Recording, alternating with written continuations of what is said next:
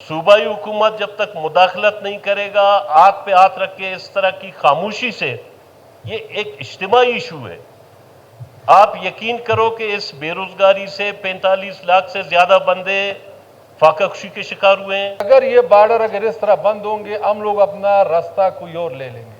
रास्ता ये लेंगे या चोरी करेंगे, अगवा बराए तावान शुरू करेंगे, या खुदा न खास्ता सर पहाड़ों में जाएंगे। जो फैसले करते उस ज़हनियत के ऊपर, जो इसको हमें कीड़ा मकोड़ा समझते हैं, बलूचिस्तान को सूबा नहीं समझते, कानून नहीं समझते, इस ज़हनियत के, मुझे बताओ, बलूचिस्तान में कहते हैं दहशतगर्दी इंडिया करता है, हमें किताबों में पढ़ाया जाता है, हमारे बच्चों को पढ़ाया जाता है, इंडिया दुश्मन अव्वल नंबर है, या दहशतगर्दी में इंडिया मुलव्वस है। इंडिया का बॉर्डर एक दिन के लिए बंद नहीं हुआ। ये हुकूमत वाले दोस्तों को भी पता है, सब इस चीज़ को जानते हैं। ये जितने दोस्त बैठे हुए हैं, इन सबको पता है कि इनके इलाके में लोगों का मईशत क्या है।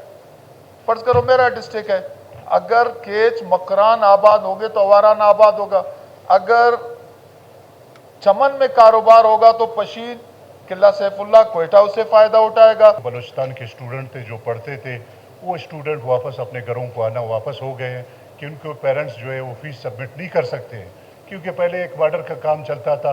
अगर कोई टायर लाता था या कोई छोटा मोटा अपना काम करता था बॉर्डर से, या कपड़े की शक्ल में या टायर की शक्ल में, जो जायज़ कारोबार है, हम नाजायज़ कारोबार की फेवर नहीं करेंगे, जो जायज़ बॉर्डर पे बसने वाले लोग हैं। बॉर्डर्स का अपना एक तरीक़ेकार होता है जनाब स्पीकर साहब, लेकिन हमारे लोग कहते हैं कि यहाँ पर बिल्कुल आज़ादी हो, कोई पूछ पूछ ना हो, लोग इस तरह आए जाएं, कोई स्मगलिंग करे बेशक करे, कोई ड्रग का काम करे बेशक करे, कोई दहशतगर्दी आती है बेशक आए, तो ये चीज़ें नहीं हो सकती हैं। इन्हीं नरमी की वजह से, या उस ज़माने में कुछ इस तरह के हालात थे, तो यहाँ पर जितनी दहशतगर्दी और ख़राबी इस सूबे में आई है वो सबके सामने है, जो आज हम आप और उसी इलाके के लोग और इस सूबे के लोग सफ़र कर रहे हैं। ने पंजाब में सैलाब आया है, वहाँ पर उनके बिजली के बिल माफ़ कर दिए है, और बलूचिस्तान में जब सैलाब आया तो यहाँ पर एक टके का भी किसी को कोई मराहत नहीं मिली है। बैठे जी सलीम कोसू साहब, ये आप जवाब नहीं सुनते हैं ना? नहीं कौन से रहमत बलूचा जनाब स्पीकर साहब,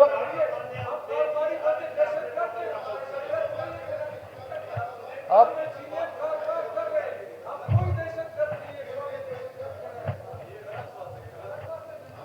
अपोजिशन को तामुल तो है नहीं, सब्र तो है नहीं। इन्होंने जितनी भी बात करनी है सोशल मीडिया के लिए बात करनी है जनाब स्पीकर साहब। जी बिल्कुल, तो अपना मैं और ज़हूर बुलेदी साहब से रिक्वेस्ट है, अगर आप चले जाएं उनको मना के ले आए तकरीबन। तो बॉर्डर की जो मैं बात कर रहा था, जी प्लीज़, वो सुनने के लिए तैयार ही नहीं है। तो उनको सब्र नहीं है, वो तो अभी क्या बोले, वो इस तरह की बात करते हैं कि सिर्फ वो इस सूबे के जो है ना, खैर के सूबे में अमन अमान हो, लोगों को रोज़गार मिले, लोगों के मुश्किलात दूर हो, तो उसका ऑर्डर जी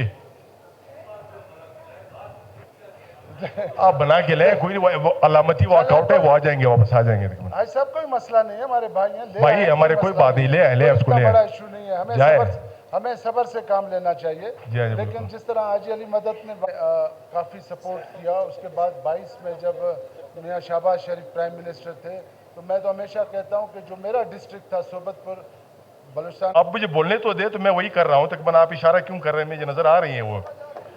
मैं अपनी जानिब से और पूरे हाउस की जानिब से MNA मिसेस नुज़त सादिक साहिबा और MNA मिसेस अख्तर बीबी साहिबा को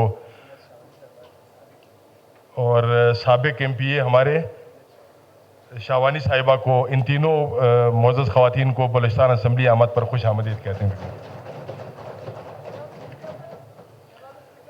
एक मिनट, वो